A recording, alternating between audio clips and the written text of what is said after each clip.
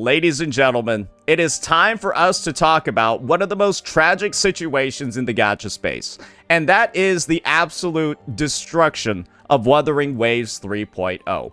And by destruction, I really mean the sandbagging of this version, because what's pretty clear by now with all of the news that's been coming out from Kuro Games is that I think they kind of sacrificed version 3.0 to hype up version 3.1. And I'm going to take the time to actually give all the reasons for why. Because naturally, right, there's going to be a lot of things like doom posting when it comes to things like ownership, revenue numbers, so on and so forth. But once you see everything I've laid out when it comes to Kuro's track record over the past two versions, it's going to become a lot more clear where all of their marketing efforts and where all of the actual hype is going towards.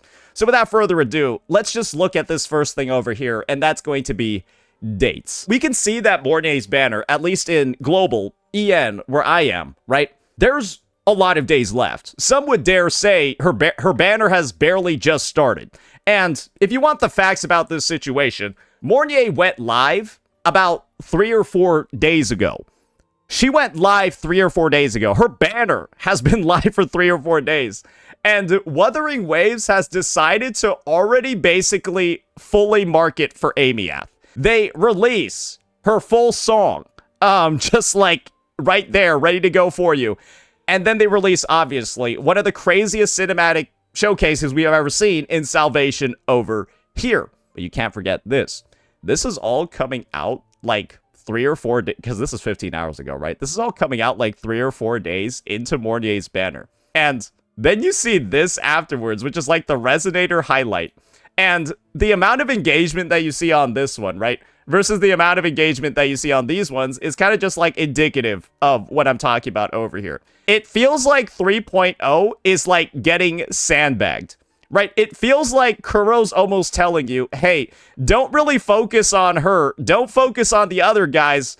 This is who you want. And when you instill that sort of thought in the player base, right? When you instill that sort of mindset, what are they probably going to do? I don't know, skip this banner or skip the prior banner or like skip these and then focus more on, obviously, right, the crazy shiny new thing that they've already prepared, because this is a giant fucking Gundam with, this is what they have prepared for you. And I'm just going to be honest, right? For certain people, this is just going to be, well, I'm skipping whoever's on banner right now so that I can get this. That's what a lot of people are thinking, especially when you make a showcase look this damn good. And the end result, right, is that it really does feel like when you see a clear, crazy, new, meta-shifting DPS that got leaked officially 8 days before Mornye's banner, because again, this came out on January 8th. She launched on the 15th.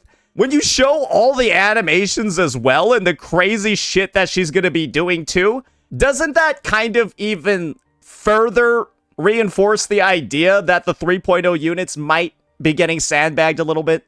Because guess who was live when this showcase came out? Lene. And when you take a look at just Lene and Mornye as a whole, I have some admissions to make about these units. They're not particularly exciting. They're not units that are like DPS characters, right? That are like super meta transformative, that go in, feel like must pulls that everyone needs to get.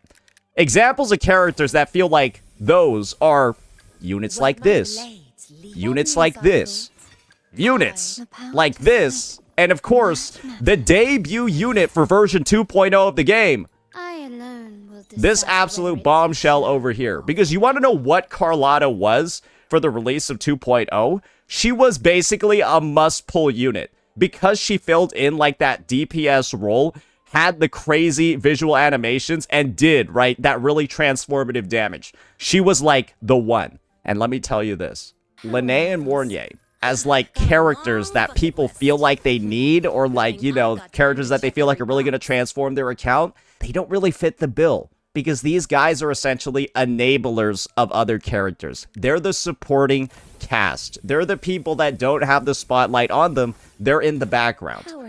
And we haven't gotten that character that's in the spotlight. But literally, how ironic is it is that one of her animations is like her singing with like an actual spotlight on her, because that's what she's supposed to be. All the attention is supposed to be on her, and there's a reason why they've done all this crazy advertising, right? Even though Mornye hasn't even had a fucking week on her banner yet. Because you want to know the final piece, ladies and gentlemen, that really puts all of this together. The final piece that puts all of this together and almost guarantees Kuro's success. It's the fact that they have announced the 3.1 livestream featuring the Exostrider, Amiath, all of that, guys. And it is the livestream, the earliest one we've ever had in the history of the game. It is in 5 days. The livestream is in 5 days. That means that Mornye's banner, guys, will have over 10 days left. Almost 2 weeks left, if we're frankly being honest, by the time the live stream goes live. And you want to know what one of the best things about this live stream is going to be? You'll find out whether or not Amiath, like, quote-unquote, needs Mornye, right? You'll find out if Amiath, I guess, needed Lene. It's probably too late for that one, so you're kind of fucked, right? But you'll find out if Mornye is going to be her best in slot support. And that's the thing. This means that Kuro's informing players as early as possible so that they understand the kit details and the requirements so that you can actually prepare. Because there are probably some people that are planning on skipping this unit because they've seen all the crazy Amiath marketing materials. But that's juxtaposed with a very early live stream that will tell us whether or not Mornye wants Amiath or Amiath wants Mornye.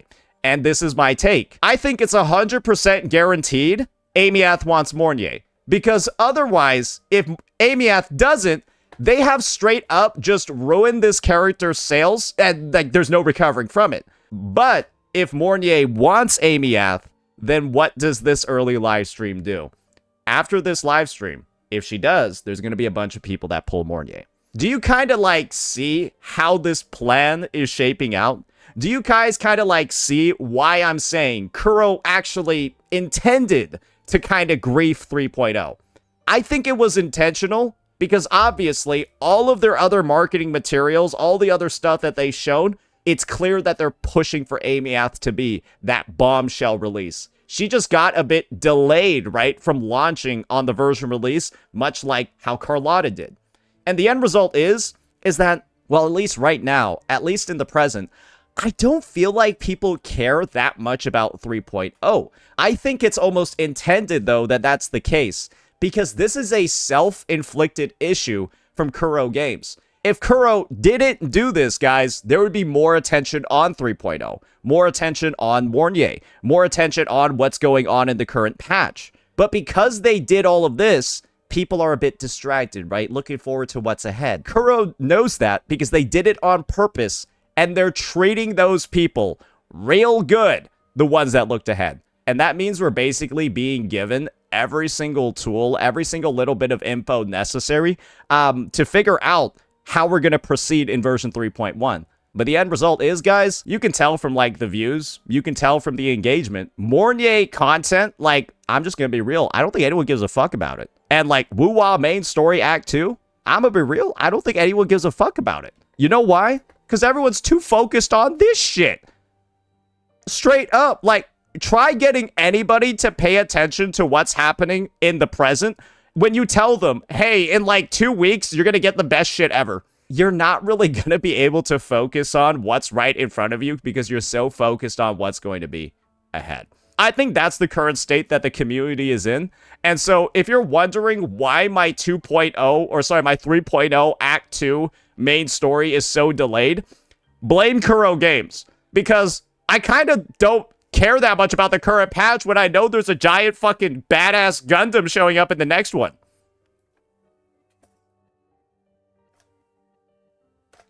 That's just me, man. But I feel like a lot of other people kind of like fall into the same bucket. Who knows? We'll see. But yeah, that's going to be my take on why I think Wuthering Waves 3.0 might be considered one of the lower performing patches as we maybe do like a 2020 reflection onward for, kind of like review the patches in the 3.x arc. But I think it was on purpose because Kuro are the ones that designed this banner schedule. They're the ones that decided we're going to have, and let me talk to you about the release order of the characters, by the way, guys. In 2.8, we got a niche support. Then we got a sub DPS. And then another niche support. So that's been the previous banner order for this game, guys. And let me tell you something. These are the 3 most skippable units we maybe had in the history of the game. From the perspective of, if you had pulled other units before, these guys didn't really do that much for your account, right? Like, you could have just not had them, and your previous units would have been enough for you to just do all the content in the game. Like, nothing changes. This means that there's potentially a lot of people with a lot of stuff saved up, and I think this is kind of like the situation where it's almost like we haven't been given a ton of reasons to pull. Not a massive number of reasons to pull. And I think a lot of people are cognizant of that for now. So, yeah, we'll just have to see how the rest of 3.1 goes. Very excited for this live stream that's coming up in the future. It is, without a doubt, something Kuro has never done before. And I'm hoping that they have some crazy shit prepared because they're breaking the norm in pretty much every single way we've seen at this point. That'll be that for this one, ladies and gentlemen. Let me know what you all thought. Peace out.